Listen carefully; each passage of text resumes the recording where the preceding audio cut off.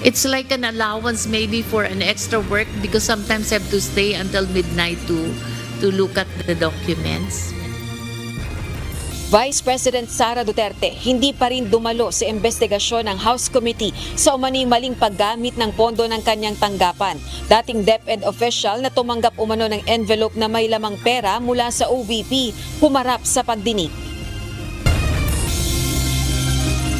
Vice President Sara Duterte nanindigang hindi magre-resign sa kabila ng panawagan ng ilang kongresista na magbitiw sa pwesto. Pagdinig ng Kamara sa panukalang budget ng Office of the Vice President, hindi na niya dadaluhan. Hindi pa din ako masyadong satisfied sa mga pahayag sa executive session. Bagamat, there was one crucial personality confirmed by Guo Huaping. This corroborates a theory that the committee shared a month ago. Depende kayo sa chair yan, pero mukha namang meron kasi by June pa lang yung nag-time na kami, session time na. Preliminary na ito, icebreaker, ika nga. Ilang impormasyon na inilahad ni Alice Guo sa executive session tugma sa ilang teorya ng Senado ayon kay Senador Risa Ontiveros. Executive session posibleng masundan pa. I can face anybody squarely eye to eye without flinching an eye. Masabi ko, malinis po tayo dyan kay Alice Guo, wala tayong pakialam dyan. Sa pagtakas niya, hindi rin ako tumatanggap ng pera sa kanya. Dating Philippine National Police Chief, Police General Benjamin Acorda Jr., iginiit na walang kinalaman sa pagpapatakas kay Alice Guo at pagtanggap ng payola mula sa Pogo.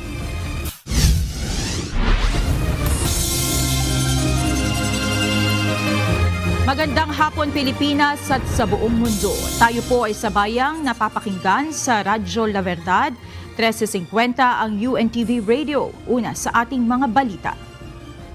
Humarap sa House Committee on Good Government and Public Accountability ang isang dating Department of Education Undersecretary at naging Head of Procurement Services ng Kagawaran. Inilahad niya sa pagdinig na nakatanggap umano siya ng envelope na may lamang pera mula sa tangkapan ni Vice President Sara Duterte sa loob ng 9 na buwan. Ito ang balita ni Rosalie Coz live. Rosalie, para saan daw ang perang ibinigay sa kanya ng Office of the Vice President? Monica, itinuturing na allowance ng isang high-ranking DepEd official dating yung natatanggap niya na envelope na may lamang cash sa loob ng 9 na buwan noong nakalipas na taon. At aniya, hindi lang siya ang nakakatanggap nito, kundi maging ang ibang assistant secretary at undersecretaries. Isang dating undersecretary for Human Resources, Development ng Department of Education at Head of Procurement Entity ng Kagawaran ang tumistigo sa ikalawang pagdinig ng House Committee on Good Government and Public Accountability. Ito ang House panel na nag-iimbestiga sa paggastos ng pondo ng tanggapan ni Vice President Sara Duterte, gayon din ng Department of Education o DepEd ng kalihim pa ng Kagawaran ang Vice Presidente.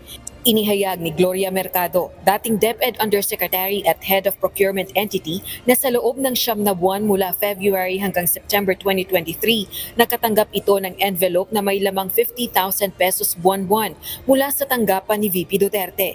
Inusisa ng mga kongresista kung para saan ito at kung naniniwala ba itong payola o suhol ito sa kanya ng pangalawang Pangulo sa pagiging Head of Procurement Entity o hope nito sa DepEd. And what do you think is the reason kung bakit yung envelope nag-start lang during your appointment as Hope? Bakit po walang envelope nung HR pa lang kayo? Tapos biglang nagka-envelope nung naging Hope kayo? I think it's like an allowance maybe for an extra work because sometimes I have to stay until midnight to look at the documents. If that is just an allowance, ma'am, then the rest of the officials of the DepEd should be receiving also their respective envelopes. Do you think so? Don't you think so, ma'am? If that is just an allowance, then the rest of the officers of DepEd should have their own envelopes as well. Mr. Chair, that's precisely the reason why I did not open any of it. Because I understand. that was very uncomfortable on I my understand. part. And that leads me to the next question, ma'am. Why were you so uncomfortable with the envelope when you believe that that is just an allowance? I'm 40 years in government. Self-made po kami. I come from Samar. So I have all reasons to protect my name. You wish to protect yourself. Do you confirm? Yes. And the reason, ma'am, is because you believe that that envelope is a bribe. Do you agree with me? Because otherwise, you will not appreciate the job as difficult. You will not uncomfortable opening what you believe is allowance. You will not be thinking about the ombudsman case. You will not be thinking about protecting yourself. The reason why you are considering all these concerns is because you believe that the envelope is a bribe. Do you agree? Yes or no, ma'am? It's kind of harsh word to use, bribe. Because if... Or should I say, it is a means to influence your decision being the hope? It could be. Dahil hindi komportable sa natanggap na salapi mula sa tanggapan ni VP Duterte na nooy DepEd Secretary. Ayon kay Mercado, pagkaretiro sa pwesto, donated niya ito sa isang non-government organization o NGO. At least, Mr. Chair, I would know the Vice President is watching us because she just had a press conference and she said that she's denying giving former DepEd Undersecretary Gloria Mercado 50,000 for 9 months. And the Vice President saying that Mercado was let go because she used DepEd to solicit donations from the private sector amounting to 16 million without her knowledge. And she adds that she will provide the media with paper trail to back up her claim, describing Mercado as a disgruntled former DepEd official. I think, ma'am, given your long history and long service to the Republic, 40 long years, I think it's fair That's for you very to be sad. given the opportunity to reply to the Vice President. I think, I don't want to do this, but since siya na yung nagsabi, i-turn over ko na yung envelope. The envelopes where the money was. Comsec, So Paki- it's 9 envelopes. kuha po yung So envelope. it says hope and the amount is there. Kasi ang sakit naman nun, ordinaryo lang akong trabahante tapos inano ka ng Vice President, di ba? It's very painful. Samantala, inihayag din ni Mercado sa pagdinig na pinagbibitiw umano siya sa pwesto noong October 2023. Ito ay matapos niya umanong questionin ang procurement process kaugnay ng DepEd computerization program ng Kagawaran. Gayunman, tumanggi itong magbitiw sa pwesto, lalo na't malapit na ang retirement nito. Ang aligasyon naman kaugnay ng procurement process sa DepEd Computerization Program, pinabulaanan ng dating Assistant Secretary for Procurement ng DepEd at naging tagapagsalita ni VP Duterte na si Attorney Reynold Munsayak. I was approached, by Attorney Munsayak, and he suggested in the presence of other officials who was with me that the bidders should just discuss among themselves. Mag-usap-usap na lang para hindi masayang yung pera ng 2023. I firmly asserted that the procurement must be implemented and conducted in strict adherence with the rules. The timing of my meeting with Ms. Zulaika struck me as more than coincidental. It gave me the impression that my candid responses was the real reason behind the push to relieve me of my office. Una ho, wala akong dahilan o interes o inklinasyon na magbigay ng isang illegal na order sa isang publikong lugar na may mga tao na hindi ko man lang kilala. Ang naaalala ko po dyan, si Resty po ang kausap ko, sabi ko, ano ang plano nyo dyan? Kasi kung itutuloy nyo yung post-qualification at maglalaps yan, hindi na aabot yan sa December 2023. So, mag-decide na kayo kung ire-rebid nyo yan.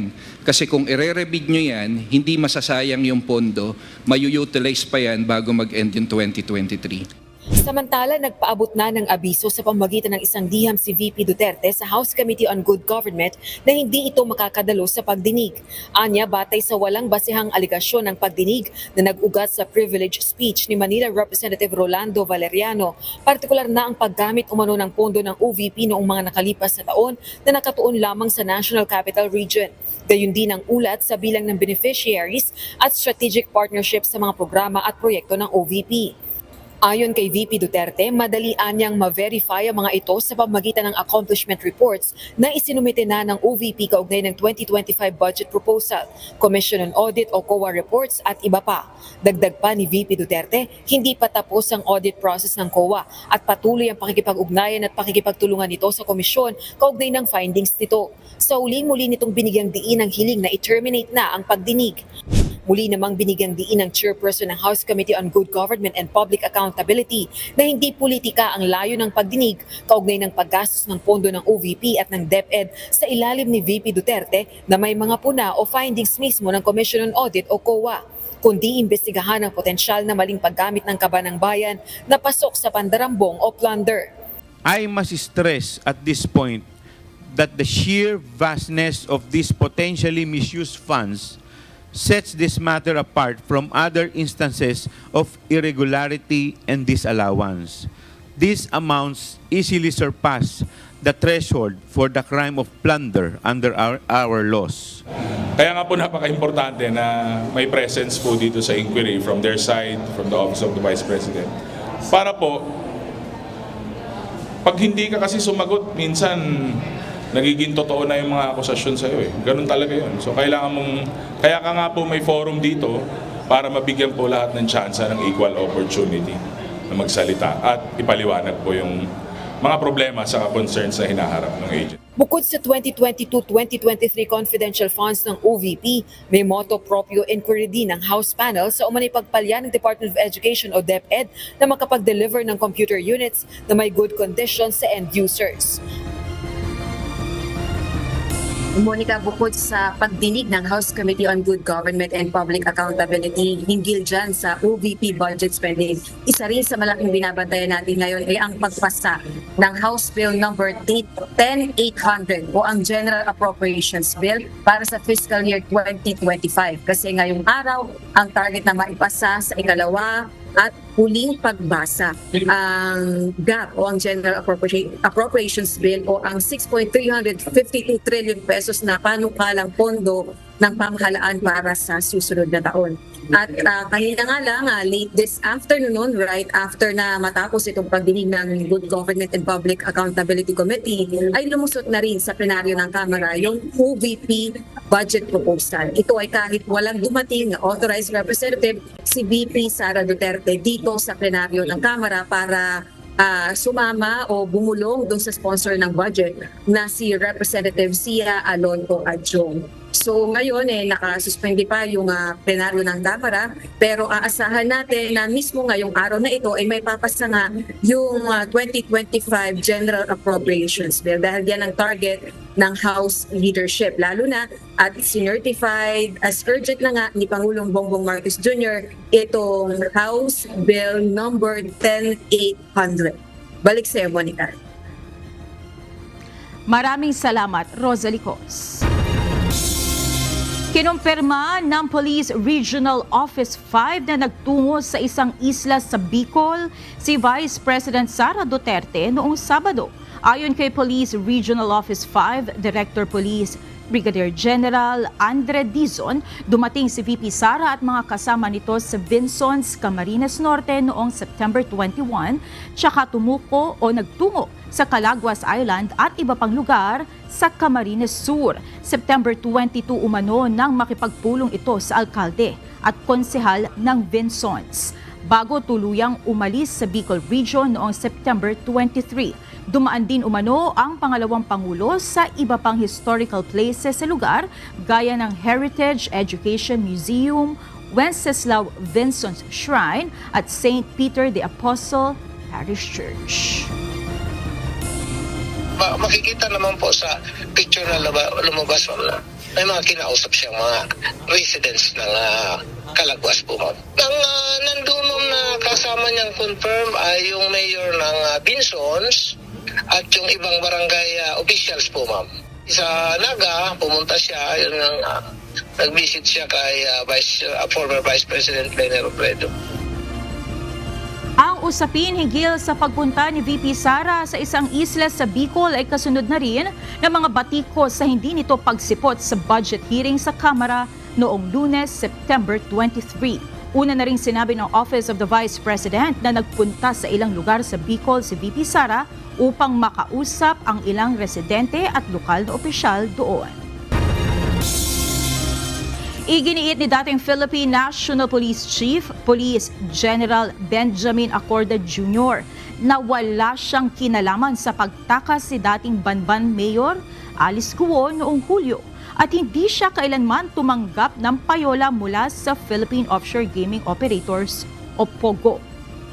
Sa katunayan, anya ay siya pa mismo ang nag-utos para salakayin ang POGO Hub sa Banban Tarlac na sinasabing konektado kay Guo. Ito ang balita ni Lea Ilagan. I can face anybody squarely eye to eye without flinching an eye. Masabi ko, malinis po tayo dyan kay Alice Guo, wala tayong pakialam dyan. Sa pagtakas niya, hindi rin ako tumatanggap ng pera sa kanya. Nanindigan si dating Philippine National Police Chief, Police General Benjamin Acorda Jr. na hindi siya kailanman naging protektor ng ilegal na operasyon ng Philippine Offshore Gaming Operators o POGO sa bansa. Wala rin aniya siyang kinalaman sa pagpapatakas kay Alice Guo gaya ng nais na palabasin ng ilan. Ang pahayag ay ginawa ng dating Chief PNP matapos na lumabas sa pagdinig sa Senado ang kanyang mga litrato kasama ang kapatid ni Alice Guo na si Wesley at si Suwal Pangasinan Mayor Lisel Dodong Kalugay. Inilabas rin sa hearing ang larawan ni Acorda habang umano'y kamiting si Tony Yang noong siya pa ang Regional Director sa Cagayan de Oro. Sinabi ni Acorda, hindi dapat bigyang konklusyon ang mga litrato kung saan nakitang kasama niya ang mga personalidad na iniimbestigahan ng Senado kaugnay ng POGO issue. With regards to the picture na pinipilit akong i-connect or ini-insinuate na i-connect doon sa illegal operations, wala akong masabi dyan. I never tolerated or transacted illegal activities with my friends. Kung lumapit man sila kung may tutulong para sa bayan yan at saka kung anong mga dapat na pag-usapan, legal lang ako. Hindi ako nakikipag-transact sa illegal. Yan lang po ang masasabi ko.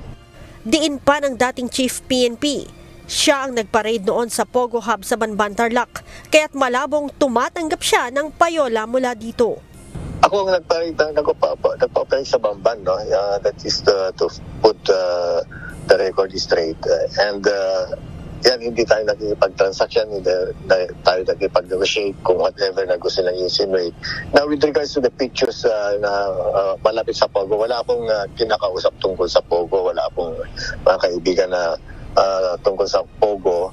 During that time na nakuha yung pictures yan, 2010, you know what is the stand of the government during that time. And kahit na that is the stand of the government during that time, hindi ko po alam na may POGO operation si Mr. Yang. Inamin din ni General Acorda na nasaktan siya sa mga naglalabasang issue at panghuhusga dahil lamang sa mga litrato. As I said before, medyo masakit. Hindi lang medyo, talagang masakit. Because for 37 years, I tried to keep my records clean. Pero just for one picture or many pictures and with so many innuendos, nasira agad. Pero kasama niyan sa serbisyo. Tiniyak din ito na nagawa niya ng maayos ang kanyang trabaho noong siya pa ay nasa police service. All I can say is, bilang Pilipino, I think nagawa ko lahat kung dapat kong gawin bilang Pilipino, lalo-lalo na sa terms of national security. And bilang police din, ginampanan ko rin yung lahat ng dapat kong gawin as alagad ng batas without fear or favor. Sinabi rin ni General Acorda na bagamat nasasangkot siya ngayon sa kontrobersya ay wala aniya siyang pinagsisisihan dahil ginawa niya ito para sa national security. Basta masasabi ko lang, if I am going to live another life, At despite all the things that despite all the setbacks na meron ako ngayon, I really still do the same thing for the sake of our national security. I hope yung mga ating mga kababayan lawakan ng pag-iisip. Maraming mga nangyari sa behind the curtains. Matatandaang lumutang ang issue hinggil sa isang dating chief PNP na umano'y tumatanggap ng payola sa Pogo at dawit sa pagpapatakas kay Alice Go matapos itong sabihin sa Senate hearing ni PAGCOR official Raul Villanueva. Subalit kalaunan ay inamin ni Villanueva na chismis lang ito sa Intel community at wala siyang hawak na ebidensya. Leia Ilagan, UNTV, News and Rescue. Diyos ang aming sandigan, serbisyo publiko ang aming pinahahalagahan. Nagsalita na si Alice Guo sa executive session ng Senado kaugnay ng iligal na operasyon ng Philippine Offshore Gaming Operator o POGO. Ayon kay Senator Risa Ontiveros, ilan sa mga pahayag ni Alice Guo ay tugma sa mga teorya na naihayag na sa pagdinig ng Senado. Sinabi naman ni Senator J.V. Ejercito na panimula lamang ang executive session sa dating Banban Mayor at posibleng masundan pa ito. Ito ang balita ni Asher Cadapan Jr. Asher, may ibinigay bang ibang detalye ang mga senador na kasama sa executive session kung ano itong mga tugmang impormasyon na ibinigay ni Alice Guo? Monica, dahil sa rules of order on executive session ay limitado o hapyaw lang yung mga detalye na ibinahagi ng mga senador mula doon sa kanilang eksklusibong pakikipag-usap kay Alice Guo alias Guo Waping. Ngunit hindi, o para kay Senador Risa Ontiveros, ay hindi ito ganoon kakontento sa mga impormasyong inilahad ng dating Banban Tarlac Mayor sa naturang executive session. Isang prominenteng pangalan ang lumitaw sa executive session ng Senado kay Alice Guo. Ito ang inihayag ni Senador Ontiveros matapos ang hiniling na executive session ng dating alkalde. Paliwanag ng mababatas, tumugma ito sa teorya o kuro-kuro na naibahagi sa pagdinig ng Senado sa ilalim ng Committee on Women's, Children, Family Relations and Equality. Hindi pa din ako masyadong satisfied sa mga pahayag sa executive session. Bagamat, there was one crucial personality confirmed by Guo Huaping. This corroborates a theory that the committee shared a month ago. Sinabi naman ni Senador J.V. Ejercito na nailahad din ni Alice Guo kung paano siya nakapasok sa operasyon ng Philippine Offshore Gaming Operator o POGO. Ngunit inaasahan niyang maglalahad pa si Alice ng ibang detalye kapag mas komportable na itong magsalita.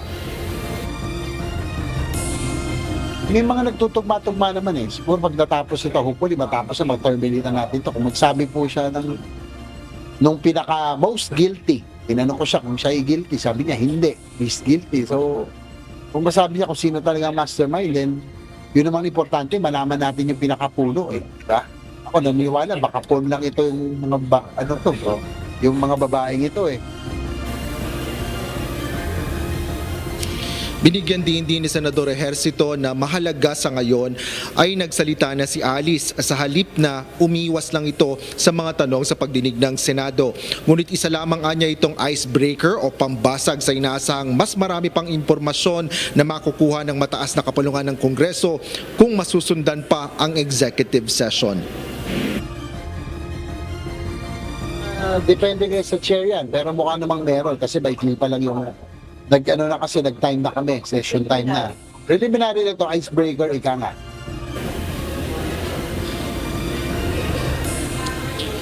Sa ngayon ay wala pang naitakdang petsa kung kailan isasagawa ang susunod na pagdinig ng Senado kay Alice Guo at ang mga isyong kinasasangkutan nito. Inaasahan na dadalo naman dito ang mga personalidad na nasa ilang litrato kasama ang POGO personalities na naipakita sa huling pagdinig.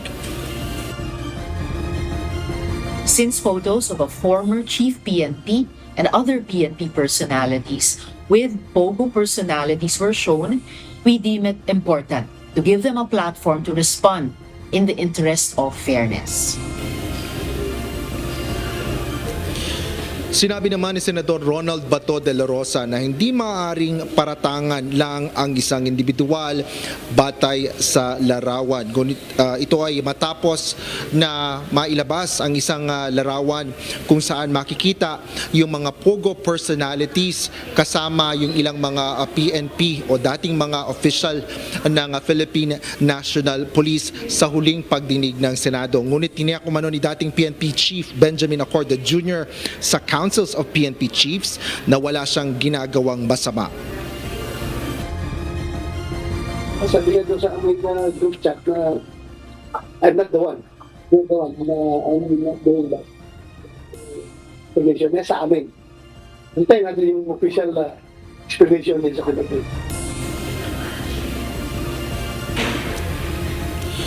Monica, kanina ay ibinahagi din ni Senador Bato de la Rosa na mas panatag na ngayon yung Council of Chief PNPs matapos nga ang public apology ni retired Armed Forces of the Philippines General Raul Villanueva. Yan ang latest dito sa Senado. Balik sa'yo, Monica. Maraming salamat, Asher Kadapan Jr. Mas gugustuhin ng Department of Justice na kasuhan si Tony Yang kaysa ipa-deport pabalik ng China. Ayon kay Justice Secretary Crispin Remulla, pinag-aaralan na nila sa National Bureau of Investigation at sa mga piskal ang mga reklamo na posibleng isampa laban sa kapatid ni dating Presidential Economic Advisor Michael Yang. Kabilang sa kinukonsiderang mga reklamo ng DOJ ang falsification of public documents at iligal na paggamit ng alias. Nakikipag-ugnayan na rin sila sa ibang mga ahensya ng pamahalaan para sa mas mabigat na mga kaso na maaaring isampa laban kay Tony Yang. Kailangan dito, ma-file na lang kaso para we can get to the bottom of it. Ang pinaka-convenient talaga i-deport if drop lahat ng cases. Kaya lang, what will it solve? It will not solve anything at all. Kailangan talaga malaman natin kung hanggang saan yan. Tsaka maparusahan talaga. It has to go with punishment para hindi maulit. Isinagawa ngayong hapon ang pre-marking sa mga ebidensya kaugnay sa kasong qualified human trafficking laban kay Apollo Kibuloy sa Pasig Regional Trial Court. Ayon sa Department of Justice o DOJ, ang pinakamalakas nilang ebidensya laban kay Kibuloy at mga kapwa-akusado ay ang testimonya ni alias Amanda. Samantala, desidido na umanong maghain ng bukod na reklamo ang iba pang biktima ni Kibuloy na lumapit sa DOJ. Ito ang balita ni Dante Amento. Yung pinakamabigat na ebidensya laban sa mga akusado sa kaso na to ay yung testigo ni Alice Amanda. Pangunahing ipipresenta ng prosekusyon o ng Department of Justice ang testimonya ni alias Amanda sa formal na paglilitis ng kasong qualified human trafficking na nakahain sa Pasig City Regional Trial Court Branch 159 laban kay KOJC leader Apollo Kibuloy at 5 pang kapwa-akusado nito. Si alias Amanda ang tumatayong witness complainant o biktima ng umano'y pang-aabuso ni Kibuloy noong 17 taong gulang pa lamang siya. Ayon kay DOJ Undersecretary Nicolas Felix T., wala pa siyang impormasyon sa maaring ibang ebidensya na ihaharap ng panel of prosecutors sa hukuman. Kung di yung nagkakamali, malamang ilalagay ito sa forma ng isang judicial affidavit. No? Depende na kung ano yung patakaran ng korte na yan. Pero yun yung pinaka-ebidensya dyan. Samantala, dagdag pa ni Yusek T. sa 3 lumapit sa DOJ na umano'y biktima rin ni Kibuloy. 2 sa mga ito ang mukhang handa na ring magsampa ng hiwalay na reklamong human trafficking laban kay Kibuloy. Inilapit na rin anya ang mga ito sa kanilang Witness Protection Program o WPP para sa kanilang seguridad. Alalahanin lang natin ang mga human trafficking victims, di natin to pwedeng pilitin na magkaso. Pabayaan natin sila sa sarili nilang pace, pero tansya naman namin na abot tayo doon. May mga panibagong mga kaso laban kay Pastor Kibuloy. Bukas ng hapon ay nakatakda naman ang pre-markings of evidence sa kasong child at sexual abuse laban kay Kibuloy sa Quezon City Regional Trial Court. Dante Amento, UNTV, News and Rescue. Diyos ang aming sandigan, serbisyo publiko ang aming pinahahalagahan. Hindi natapos ngayong araw ang pre-markings of evidence sa kasong qualified human trafficking ni KOJC leader Apollo Kibuloy at kapwa-akusado nito. Ayon sa abogado ni Kibuloy, napakarami kailangang ipresentang ebidensya sa korte. Dumalo umano si Kibuloy pero sa pamamagitan lamang ng video conferencing. Ang susunod na schedule ng pre-markings of evidence ay sa October 11. Itinakda naman ang pre-trial sa kaso sa October 17. Exhibits were marked and the witnesses were identified, but we were not able to finish it because of the voluminous records that we have. No? So we decided to have it rescheduled on another day.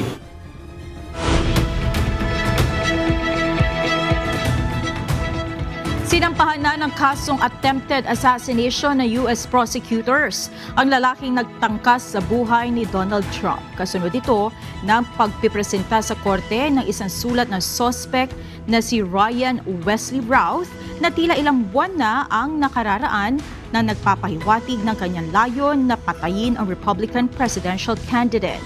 Si Routh ay nahaharap na sa hanggang 20 taong pagkakabilanggo dahil sa gun-related charges. Maaari naman itong maitaas sa maximum sentence na life imprisonment kung mapapatunayan ang nagkasala sa mas matinding kaso. Nakataas na ngayon ang state of emergency sa buong Florida dahil sa matinding sama ng panahon. Bunsod nito, naka-alerto na rin ang National Guards ng estado para sa pagtulong sa mga residenteng posibleng tamaan ng bagyo. Ito ang balita ni Lynn Perez. Yesterday, I signed an executive order declaring a state of emergency for 41 counties. Nag-aanda na ang estado ng Florida sa posibilidad ng isang major hurricane sa susunod na 12 hanggang 24 oras na maglandfall sa hilagang bahagi ng estado. Kanina idineklara na rin ni US President Joe Biden ang state of emergency sa kabuuan ng Florida upang agarang maihanda ang lahat ng ahensya ng federal government sa pagtulong sa damages na posibleng maganap kung lalakas pa ang Tropical Storm Helene. Ayon sa National Weather Service, posibleng umakyat sa far northwestern Caribbean Sea ngayong gabi si Helene at tumawid sa eastern Gulf of Mexico sa Miyerkules o Huwebes at potensyal na maglandfall sa northwestern Florida. Ayon kay DeSantis, maaaring lumakas pa ang hurricane ng hanggang Category 4, kaya't nananawagan ito na makinig ang mga mamamayan sa mga evacuation announcements lalo na sa mga coastal areas. The storm has not yet formed, but we anticipate that to form within the next 12 to 24 hours and be a potentially very dangerous storm. The models currently range from it developing into a tropical storm all the way to a major hurricane at Category 4. Inatasan na rin ng gobernador ang Florida State Guard na maghanda sa pagtulong sa mga residente. Nakataas na ngayon ng tropical storm warning sa Grand Cayman at eastern Mexico, habang nakataas naman ng storm surge watches sa Tampa Bay, Charlotte Harbor at Indian Pass sa Florida. Lynn Perez, UNTV News and Rescue. Diyos ang aming sandigan, serbisyo publiko ang aming pinahahalagahan. Sinertipikahan ng urgent bill ni Pangulong Ferdinand Marcos ang 2025 national budget. Tiniyak naman ng dalawang lider ng Kongreso na maipapasa agad ito at mapipirmahan ng Pangulo bago matapos ang taon. Ito ang balita ni Joanano. Mamayan pong konti kasi kahapon po lang nakatanggap yung certification of urgency, yung bill natin na magiging RA, yung House Bill for 10,800 or the fiscal budget of 2025 of the administration. Mamayang gabi po, maipapasa natin po yan on third and final reading and ready for transmission in short order to the Senate. Ito ang ang binitawang salita ni House Speaker Martin Romualdez matapos na makipagpulong kay Pangulong Ferdinand Marcos Jr. at Senate President Chis Escudero, gayon din sa ilang miyembro ng Kongreso at Gabinete kaninang umaga para sa Legislative Executive Development Advisory Council o LEDAC. Binigyang diin ni Speaker Romualdez ang kahalagahan ng 2025 national budget bilang mother of all legislations at dahil sa pag-certify as urgent dito ng Pangulo, pipilitin ng Kamarang maipasa ito sa plenaryo ngayong gabi. Kaya itong pinaka-importanting batas na hinaharap natin po sa Kongreso at tas yung kumpiyansa ko na ito ay may tatapos natin itong gabi dahil sa pagka-certify ng Malacanang urgent po itong batas na ito po. Kaya that will be done. Sa panig naman ng Senado, sinabi ni Senate President Chis Escudero na sa sandaling maisumite sa kanila ng Kamara ang General Appropriations Bill o GAP ay sisimula na rin nila ang deliberasyon dito. Halos kasabay ng Kamara kami nagsimula ng mga pagdinig kaugnay sa iba't ibang departamento para sa kanilang GAA sa darating na taon at inaantabayan na namin ang pagbigay sa amin ng approved version o tinatawag nating GAP o General Appropriations Bill galing sa Kamara upang magsimula na ang talakayan kaugnay ng 2025 budget sa plenaryo ng Senado. Tiniyak din ni Escudero na on schedule ang Senado sa pagtalakay ng pambansang budget at may sapat na panahon ng Pangulo na mapag-aralan ito. Minaasahan namin na ito'y maaprubahan ng may sapat na panahon para ito'y mabasa at ma-review ng Pangulo kaugnay ng mga line item veto na maaari niyang gawin sa panukalang budget upang maging ganap na batas ito bago matapos ang taon. Wala namang nakikita ang dalawang lider ng anumang balakid o makakaharang pa sa pagpasa ng 2025 national budget. Samantala, napagkasunduan sa LEDAC na maiprioridad ang pagpasa ng 28 panukala sa ilalim ng Common Legislative Agenda o CLA bago magtapos ang 19th Congress sa Hunyo ng susunod na taon. Sa kanilang pagpupulong ngayong araw, 18 panukala ang inaprubahan ng LEDAC bilang top priority. 8 sa mga ito ay nasa mga advanced stage na ng proseso ng legislatura. 10 panukala naman ang nasa pangalawang prioridad para sa pagpasa. The list of priority measures approved by LEDAC was actually an accumulation of both proposed legislation coming not only from the executive but also members of the Senate and Congress. So these are the priorities of both Congress and the executive. Joan Nano, UNTV News and Rescue. Diyos ang aming sandigan, serbisyo publiko ang aming pinahahalagahan. Sa gitna ng paghihintay sa kanya ng mga kongresista sa budget deliberation sa Kamara, nagpatawag ng press conference si Vice President Sara Duterte ngayong hapon. Dito sinagot niya ang mga isyong ibinabato sa kanya. Ito ang balita ni Jed Neresina Live. Jed, una sa lahat, may reaksyon na ba ang Vice Presidente dito sa humarap na dating empleyado ng DepEd na tumanggap umano ng envelope na may pera mula sa Office of the Vice President? Yes, Monica, nang matanong nga si VP Sara kaugnay sa issue na yan ay sinabi niya na kung sakaling mag-aakusa ay dapat may pruweba o kaukulang ebidensya ang mga ganito at kinumpirma niya nga na ito ay nagmula or dating empleyado ng Department of Education na sinabi ni VP Sara na ito ay naalis dahil sa loss of trust and confidence ng Office of the Secretary dahil binigyang diin ni VP Sara na nakadalawang strike na ito kay VP Sara. Hindi ako aalis dito dahil nilagay ako ng mga tao dito believing that I will work for the country. And that is what we did. We worked. Nanindigan si Vice President Sara Duterte na hindi niya lilisanin ang kanyang posisyon sa kabila ng panawagan ng ilang mga mambabatas na siya ay magbitiw na sa pwesto. Aniya hindi niya kailangang sagutin ang mga ibinabato sa kanya ng mga mambabatas, kundi dapat niyang pagsilbihan o sagutin ang 32 milyong taong naniwala at bumoto sa kanya noong nakaraang eleksyon. Sinabi rin ng ikalawang Pangulo na ito ay bahagi ng paghahanap nila ng maipupula sa kanya para sa pinaplano nilang impeachment. Ang track ni Franz Castro, ni Trillanes is impeachment. Gumawa sila ng isa pang track na resignation. Parang kapalabas nila, impeach ka namin for wrongdoing, whatever. And then, itong isang grupo na ito, umalis ka dyan. Kasi kapag hindi ka umalis, kapit tuko ka. Samantala, nanindigan din si VP Sara na di ito dadalo sa pagdinig ng Kamara kaugnay sa panukalang budget ng Office of the Vice President. Ito ay sa paniniwalang 2 tao lang aniya ang nagpapasya para rito. We will see. Sinabi ko naman na noon, no, yung rason kung bakit hindi na kami mag-participate sa budget deliberations ng Office of the Vice President dyan sa House of Representatives.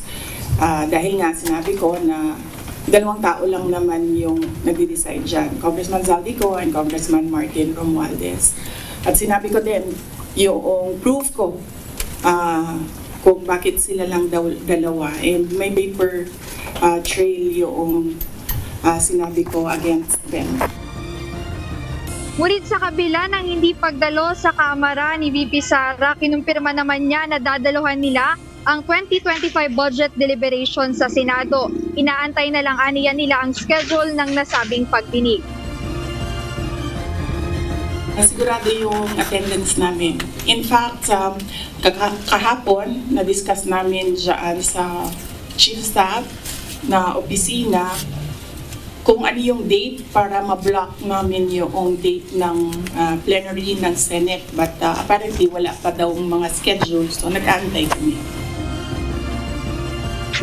Monica, pinaliwanag din ni VP Sara na kung sakaling 700 million na lang yung budget na maibibigay sa kanila para sa susunod na taon, ay titignan nila kung ano na lang yung mga naiwan na mga proyekto paglalaanan. Pero siniguro nila na magpapatuloy ang iba't ibang programa nila, gaya ng pagbibigay ng medical, burial assistance, financial assistance, maging yung mga paghingi sa kanila ng mga LGU kung sakaling may mga kalamidad, ay handa pa rin namang tumulong ang Office of the Vice President sa mga ganitong mga programa. Ayan muna ang update. Balik sa iyo, Monica. Maraming salamat, Jed Neresina. Tulong muna bago balita. 3 magkakahiwalay na aksidente sa motorsiklo ang nirespondihan ng UNTV News and Rescue Team. Sa Tagum City, nagtamo ng injury ang lalaking rider dahil sa asong nasagasaan nito. Sa Santa Mesa, Manila, bigla ang pagpreno sa isang intersection ang dahilan kung bakit sumemplang at nagkaroon ng injury ang isang rider. At sa Quiapo, Maynila naman, mabuhanging kalsada ang itinuturong sanhi kung bakit sumemplang ang motorcycle rider. Ito ang balita ni Joshua Antonio.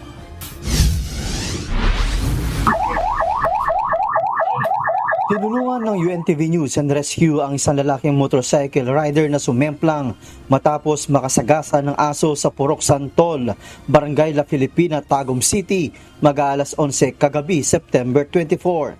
Sugat sa iba't ibang bahagi ng katawan ang tinamo ng rider na kinilalang si Carlos Soriano, 28 anyos.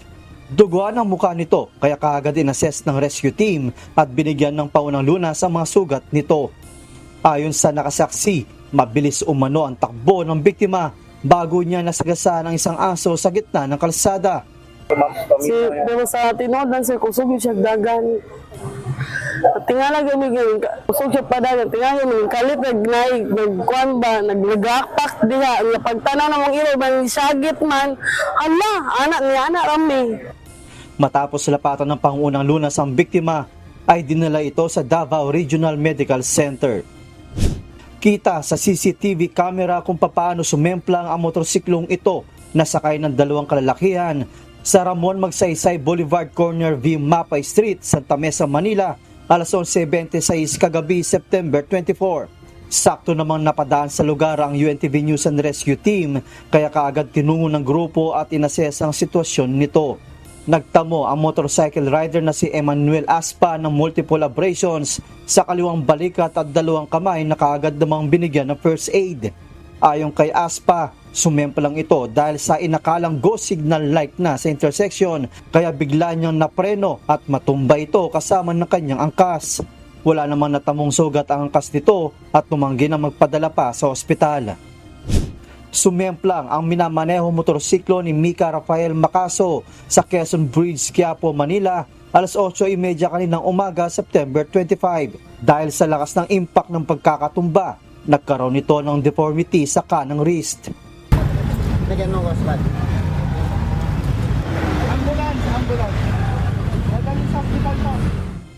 Ayon kay Makaso, may mga buhangin at maliliit na bato sa gilid ng kalsada na dinaanan nito kaya ito sumemplang. Ayon naman sa kasabay ng motorcycle rider, sabay kami dito at paakyat dito. Sa gilid siya tumaan, kaya yung motor niya nasugas kasi babato-bato may daming bato-bato eh. inendorso si Makaso sa Manila DRMO para madala sa ospital. Joshua Antonio, UNTV News and Rescue. Diyos ang aming sandigan, serbisyo publiko ang aming pinahahalagahan. Isa sa inaaral ngayon ng Metropolitan Manila Development Authority o MMDA ang paglalagay ng tunnel sa ilalim ng Quezon City Memorial Circle bilang solusyon sa lumalalang traffic sa Commonwealth Avenue. Ayon sa MMDA, sa pamamagitan nito, nasa halos 2,000 mga motorista ang hindi na kinakailangang dumaan sa elliptical road at makababawas sa matinding traffic. Ito ang balita ni JP Nunez. Nababawasan yung ikot namin. Imbis na makakaapat ka, 3 na lang. Parang mabagal masyado. Siyempre, dagdag diesel. Kaya na makaikot ka pa, hindi ka makakaraming ikot. Sobrang bigat na ng traffic sa Commonwealth Avenue. Yan ang obserbasyon ng mga jeepney driver na araw-araw dumadaan dito sa kanilang pamamasada. Nababawasan na nila ang bilang ng kanilang pagpasada kaya lumiliit na ang kita dahil sa tila usad pagong na galaw ng mga sasakyan lalo na tuwing rush hour. Batay sa monitoring ng Traffic Engineering Department ng Metropolitan Manila Development Authority o MMDA, habang papalapit ang holiday season ay lalo pang bumibigat ang traffic sa Commonwealth. Kakarating naman sa amin at obserbasyon niya ng aming mga tauhan na pabigat ng pabigat yung daloy ng traffic sa Commonwealth. Nakakadagdag din sa pagsisikip ng daloy ng mga sasakyan ang ongoing construction ng MRT-7 na nasa gitna ng kalsada sa buong kahabaan ng Commonwealth Avenue. Ayon sa MMDA, isa sa pinag-aaralan ngayong gawin ang paglalagay ng tunnel na tatago sa Quezon Avenue hanggang East Avenue mula sa Commonwealth Avenue. Plano itong patagusin sa ilalim ng Quezon City Memorial Circle. Batay sa datos ng ahensya, sa Quezon Avenue pa lang, nasa 10,000 mga motorista na ang dumadaan sa umaga pa lamang, habang sa East Avenue naman ay nasa 8,000 mga motorista. Kung titingnan nyo yung Commonwealth kasi tumbok na tumbok niya yung isa avenue eh.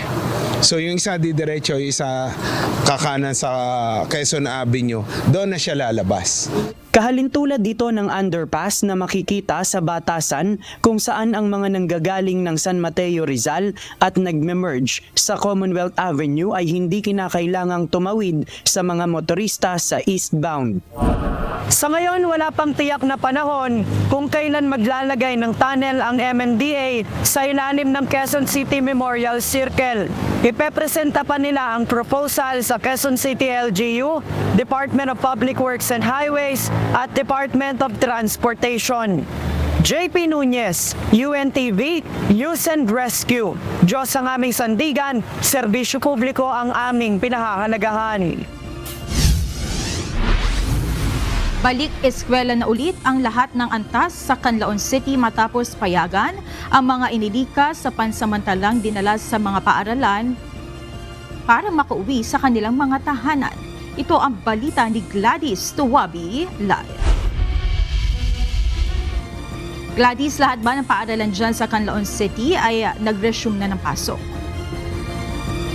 Monica, matapos isuspende ang pasok ng mga paaralan sa Canlaon City dahil sa aktibidad ng bulkan at epekto ng masamang panahon, ngayon ay balik eskwela na ulit ang lahat ng school levels sa lungsod. Sa kasalukuyan ay wala ng paaralan sa Canlaon City na ginagamit ngayon bilang evacuation center dahil pinayagan ng makauwi ang mga residenteng inilikas. Ayon naman kay Nurse Alona Cadayona, ang Public Information Officer ng Canlaon City Health Office, sa ngayon ay wala na ring napapaulat ng mga barangay sa lungsod na abot ng amoy ng asupre. Ang at risk ani nga mga tao kung makasimot na ning atong asupre is of course ang mga bata kay ang ilang immune system is very low, and of course ang mga senior citizen ug ang mga tao nga naay comorbidities. Mga tao na sila nga naay mga sakit, especially katong mga tao nga naay mga asthma, COPD, o katong mga tao nga naay mga sakit sa baga. Ganun pa man, nagpaalala ito sa mga residente na protektahan ang sarili sa pamamagitan ng pagsusuot ng face mask. Ang gihimo ato namo from time to time ang amuang doktor si Dr. Joycelyn Calanza ato ang CHO2 para nga mag-conduct og consultation si doktora, din naapod tay mga available nga mga medicine for cough, then amuag gid silang gina-instruct ma'am nga kuan jud increase fluid intake ma'am kay dako jud kay katabang og magsigit og inom og water nga kun baho jud kaayo gif mahimo kundi sila makasaho og face mask kay kanang wala na anad ba di man pud nato mapugos ma'am ba, ug naa sila mga cloth or mga panyo ilalang nang i-bason, then mauna ilahang i-cover sa ilang ilong para at least dili kaayo mo penetrate ang baho.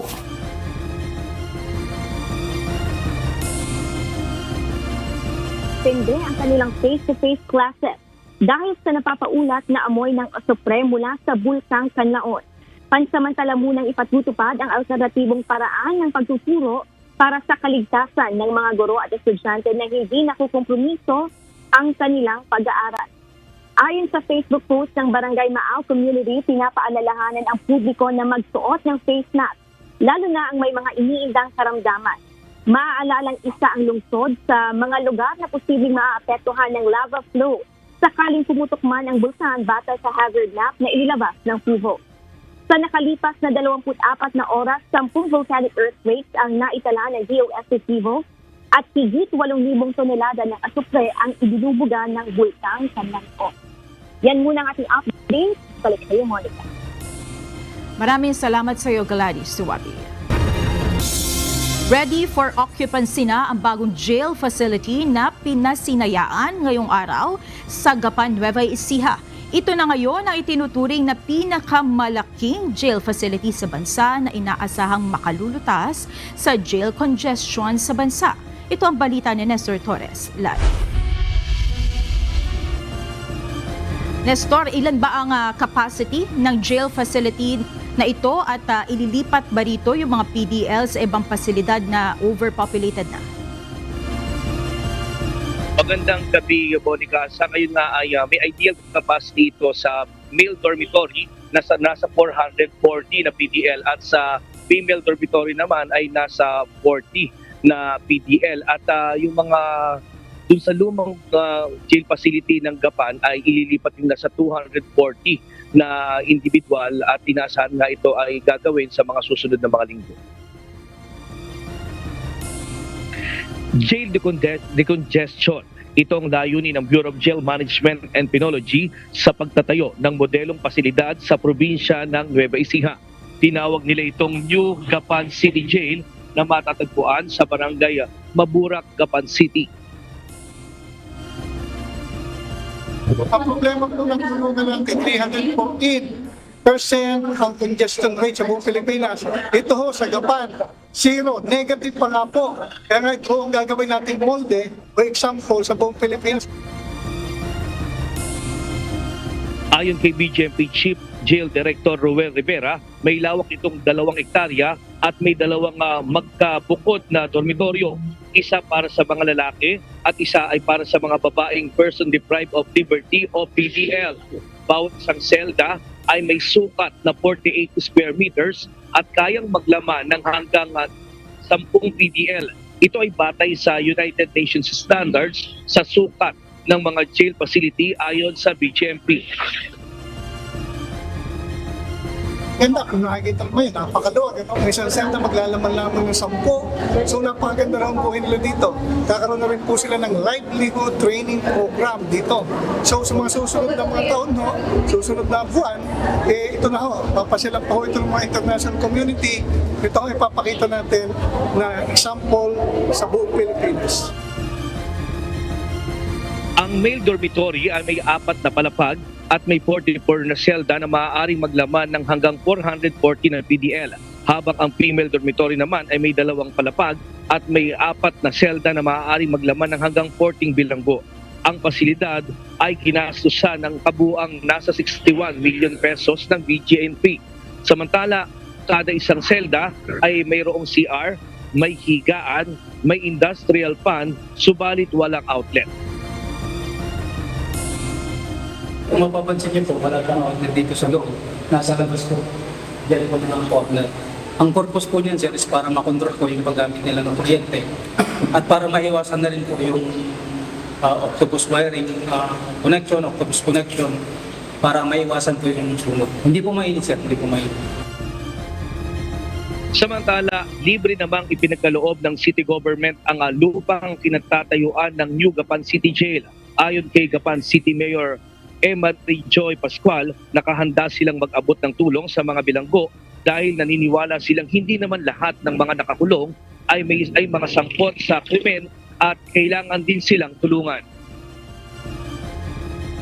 Gusto tinitingnan ko po yung intention nyo na pagbabago sa mas magandang buhay na meron po kayo paglabas nyo po ng jail. Dahil nakita ko po yung sakripisyo ng BJMP, natulungan po kayo para magbagong buhay. Sasagutin naman ng LGUs ang pagbabayad ng kuryente at tubig sa Gapan City Jail. Sa susunod na linggo ay posible nang ilipat ang nasa 240 na PDL sa bagong gusali mula sa lumang BGMP facility. At yan mo ting latest live mula dito sa Gapan, Nueva Ecija. Balik sa iyo, Monica. Maraming salamat, Nestor Torres.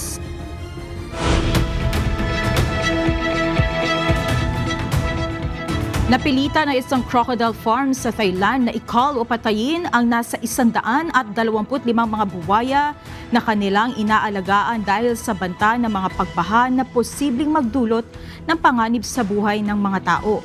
Sa post ni Natapak Kumkad na siyang may-ari ng crocodile farm sa northern province ng Lampun, nangangamba sila na baka makatakas ang kanilang mga alagang buwaya at paggalagala at maminsala sa mga komunidad doon. Ayon sa may-ari ng crocodile farm, nagpasya sila na kuryentehin na lamang ang mga alagang buwaya upang hindi na makaperwisyo pa.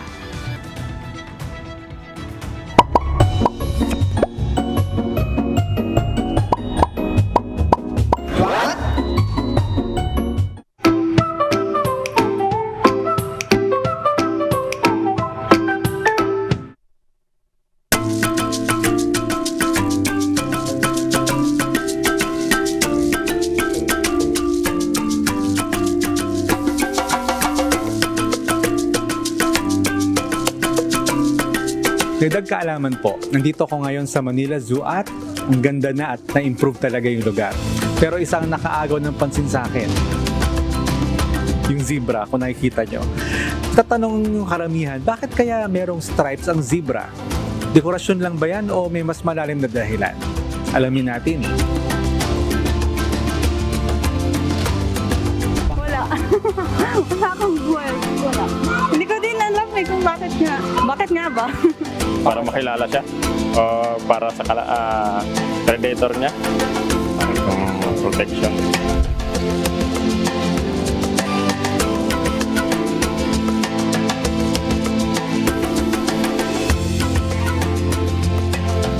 May ilang mga interesting na mga teorya. Ayon po sa mga scientists, yung pong mga stripe ng zebra ay bilang camouflage upang mag-blend sila sa kanilang paligid.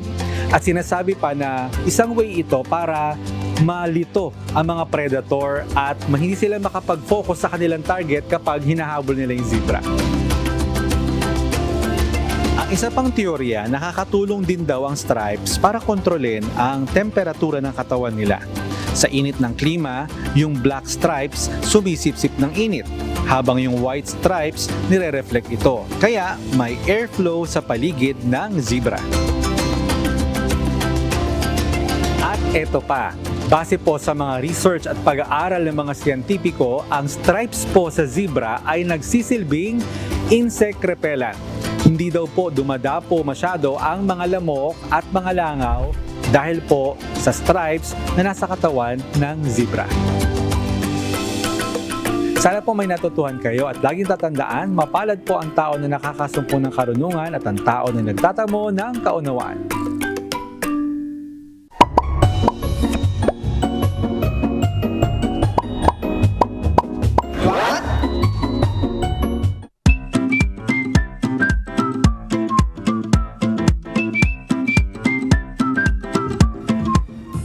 Narito naman po ang ating mga naging kausi ngayong araw na Miyerkules. Salamat at shoutout po kina Rogelio Mendoza, Cassandra Manuel, Lency Luna Lauron, Joshua Catamora, Alona Gan at Eugenia Ganate.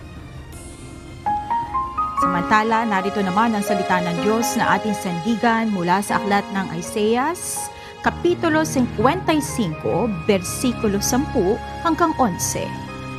Na nagsasabi, sapagkat kung paanong ang ulan ay lumalagpak at ang niebe ay mula sa langit at hindi bumabalik doon, kundi dinidilig ang lupa at pinasisibulan at pinatutubuan ng halaman at nagbibigay ng binhi sa maghahasik at pagkain sa mga ngain.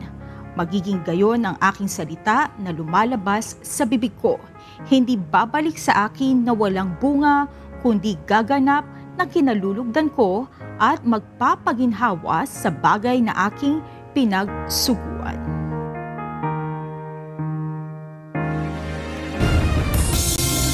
At yan ang naging kabuuan ng ating balitaan ngayong gabi.